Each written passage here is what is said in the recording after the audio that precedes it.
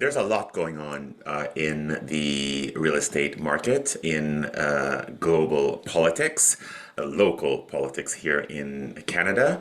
And I would like to unpack some of the details that were recently launched upon us with regards to tariffs, the recent Bank of Canada announcement with its rate cut. For today's episode, I am going to invite a special guest, a guest who is no stranger to building wealth through real estate, brick by brick. My guest on today's episode is Sean Humphries. Sean is an award-winning mortgage agent at Dominion Lending Centers in the GTA. While we wait for Sean to hop on to the podcast episode, I would like to just say a couple of words with regards to the recent Bank of Canada announcement on March the 12th. It was another rate reduction, and that was in direct response to the tariffs that have been levied upon us by the Trump administration. So what we know for a fact is that those tariffs are in place. There may be more coming down the pike. We'll discuss that with Sean in a few minutes. So there remains, as is the practice of the Trump administration, there remains a lot of uncertainty. So things are changing rapidly. Things are changing frequently, and that's causing a lot of stress on people on the various markets. So we will discuss all of that in a moment. I'm just going to wait for Sean to join the podcast.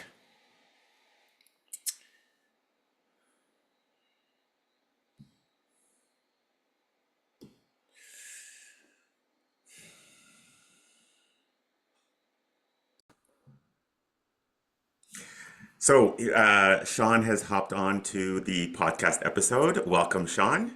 Thank you, Nico. As I mentioned at the beginning of the episode, you are an award-winning mortgage agent with Dominion Lending Centers. So I'll let you explain a little bit of what you do and how long you've been doing it. You just want me to talk about all the awards that I've won? No, no, I'm in the just Hall of Fame now. I'm really. huge now. Yes, Yeah. I can imagine. Yes, world renowned, no World renowned. doubt. People keep talking about me. I'm all the rage in Europe.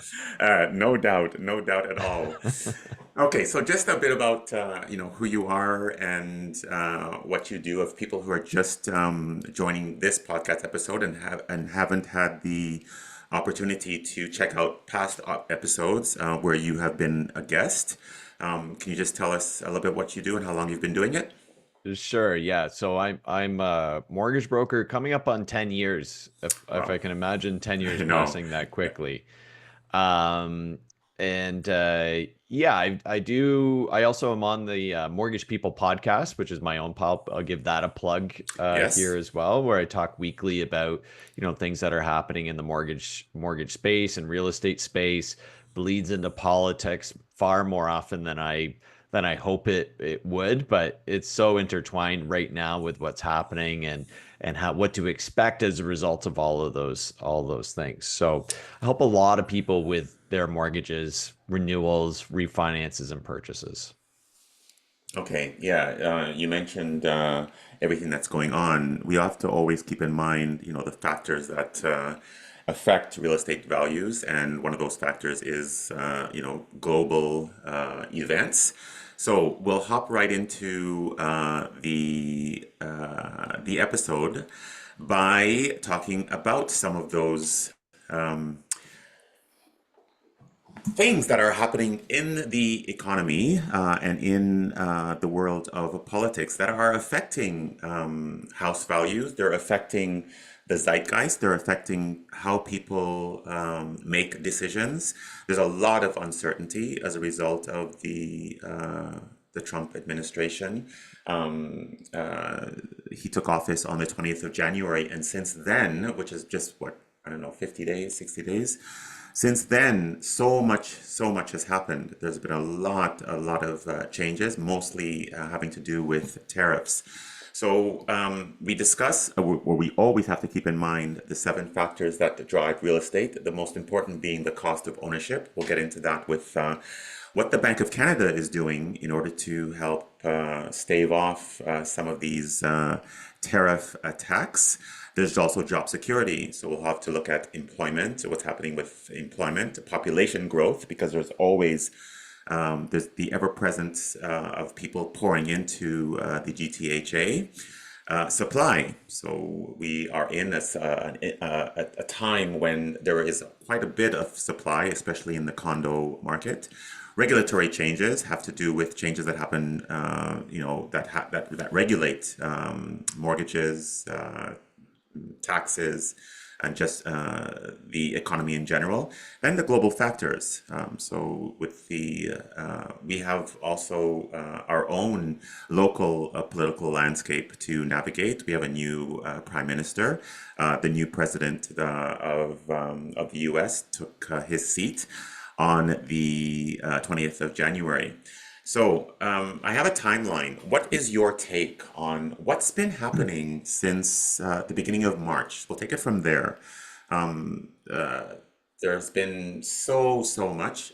Where do things stand now, Hmm. and where do you see things going? Because there's going to be another Bank of Canada announcement in mid-April. Hmm.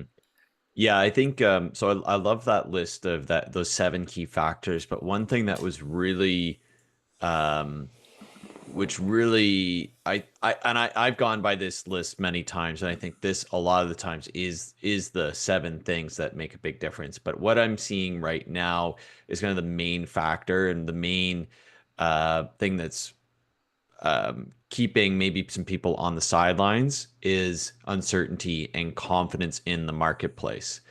And so the overall confidence in the economy is kind of the main driver right now that's keeping people on the sidelines. And that's because of the tariffs. Certainly, there's some internal, and that's a global factor as well. But then also the confidence that, well, if real estate really started to pick up, people would jump back into the market. But we're not seeing that right now because of those global factors and then uncertainty in our own Canadian market. So maybe that's not as much of a factor as an outcome of all these other different seven key factors or drivers that you mentioned. But what's going on with Trump right now, and you've kind of outlined, he's only been in office 7 weeks or so, is that he's created all this uncertainty in the Canadian marketplace. And I And think that's also what the objective is. It's not only in the Canadian marketplace, but also in the US. He wants people to hear him. He wants people to know that he has influence. And yeah, I that, think that's one of the who drives his ego is that he's the leader and supreme leader, more like a king or a our dictator than dictator, yeah. yeah, than maybe how a president would typically operate. And so he wants to feel, but I think deep down in his mind, however flawed his however flawed his thinking is and his rationale for doing these things, he thinks he's doing the right thing for America. And by deporting people and by firing a whole bunch of people in the government and tearing down those programs and all the progress that they've made over 200 years of building their economy and their way of life is being torn down, and because he believes that it's not right. So I think that he's not just going to jump off of that. These tariffs and the tariffs on Canada, tariffs on Mexico and Europe and China. that's not something that he's going to all of a sudden change his mind about, because he believes that there needs to be some pain to go through in order to get to the end goal, which is jobs returning to America and America being stronger as a result, and really isolating themselves from the rest of the world as they were closer to, the World War One. They're really Right. an Right. isolationist. So I don't think that this all of a sudden changes. I don't think the Canadian government, regardless of who is in power, will all of a sudden be able to get Trump to stop the tariffs and stop this. He sees this as a long-term thing, and he's going to continue to do it. So for Canada, sorry, do you want to jump in on that, No, Nico? I no, no, know no. it's Go just ahead. No, I yeah. was just about to say for Canada, yeah. Yeah, so for Canada, that means that we will continue to be in an era of uncertainty, and not really sure, are our jobs affected? Is our real estate affected? Do people want to invest in Canada? That increases the cost of inflation. So inflation starts to go up, but our economy staying flat or going down is what's called stagflation. So kind of the worst of both scenarios. Typically, when the Bank of Canada wants to stimulate the economy, they lower the interest rates, which is what they would do, if the economy is going down and we've got these tariffs going on. Right. But tariffs raise the cost of everything and makes things more expensive. And so what the Bank of Canada tries to do when things are too expensive and inflation goes up is increase the interest rates in order to stop inflation from increasing. Yes, And which is so what we're they in did for a this, prolonged period of time, which right. caused disastrous effects on our economy, but it did reach its objective of lowering inflation. So now what are they going to do? Yeah. So, and we still have PTSD from that inflation and the belief that inflation can go up even faster. So the Bank of Right. Canada would have to act faster, and uh, and maybe more extremely, in order to bring inflation back into control, because we have this belief that inflation can and will go up.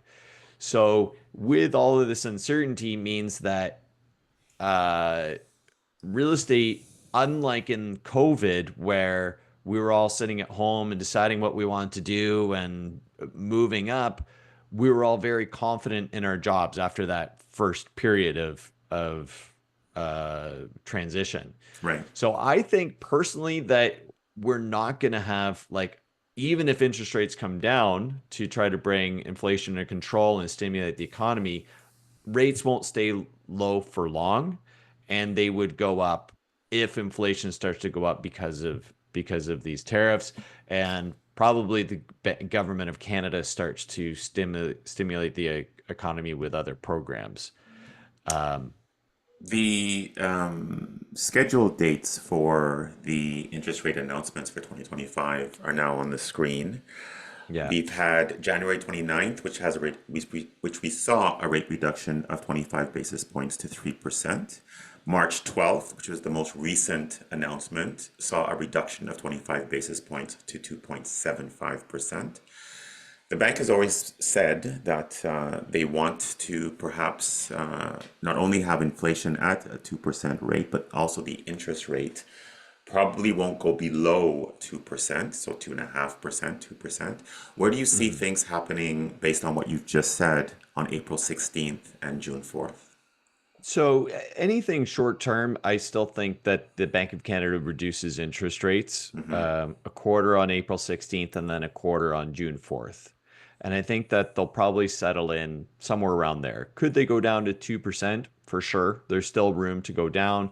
The Bank of Canada policy rate was 1.75 before COVID. Right, So we still are 1% above where we were, kind of what was the baseline amount. right. I don't see them going down that low. Um, and if there's no tariffs, take tariff situation off the table. I think we're in this kind of 2.25 range for a couple of years. If like I Really? think we're kind of down in that area. But the thing with the tariffs is that's a huge wild card, Exactly. and Yeah. they would probably have to increase rates after some time. Okay. Okay. So keep an eye on it. What about the fixed rate? What's happening in on that front with the benchmark Yeah, so fixed rates bond yield? don't so fixed rates don't react to these these Bank of Canada rate decisions Right, but what like about the the variable rate tariffs? does.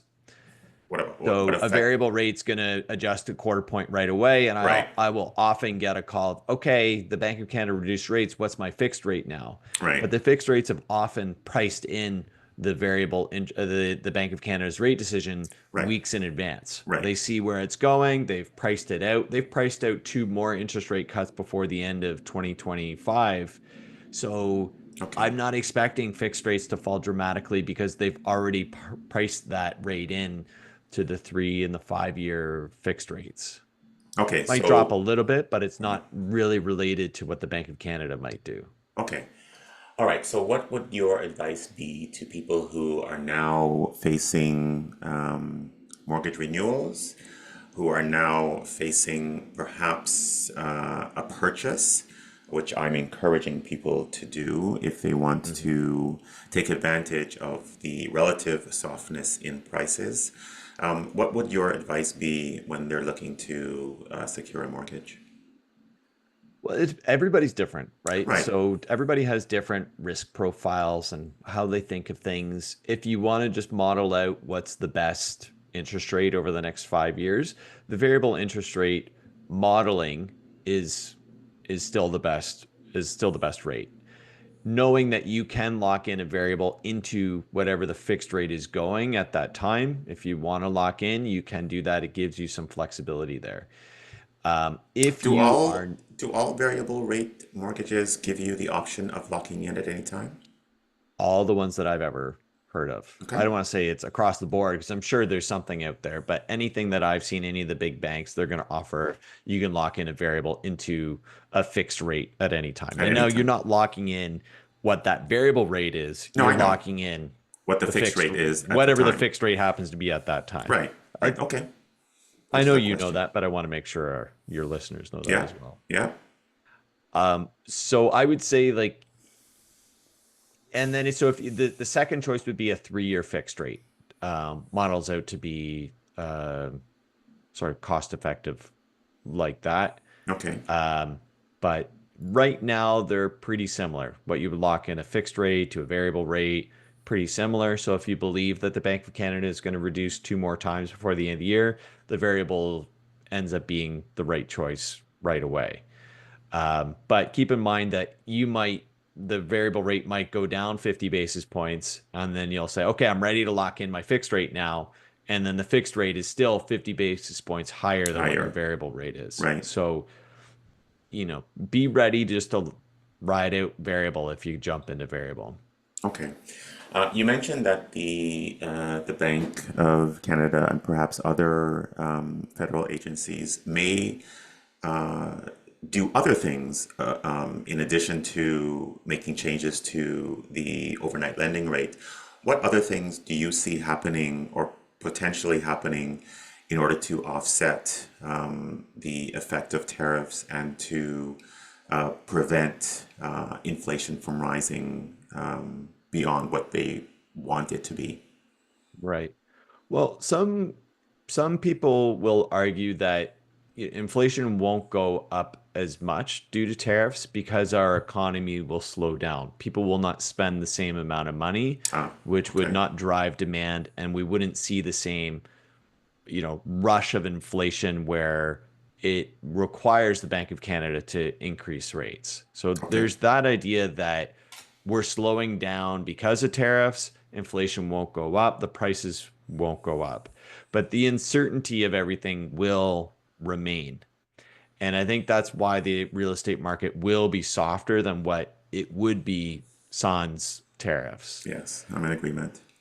I'm sure I know you're up to date on this stuff, but a couple of things that I'm watching are the internal trade barriers between the provinces. So that can help things.